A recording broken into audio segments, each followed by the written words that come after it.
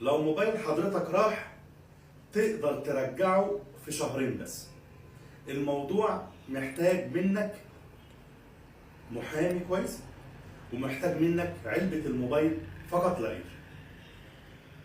الخطوات: حضرتك بتحرر محضر بفقد الموبايل بصورة العلبة بتاعة الموبايل. المحضر دوت بيروح للنيابة، حضرتك بتطلع صورة رسمية من المحضر المثبت جوه المحضر علبة الموبايل.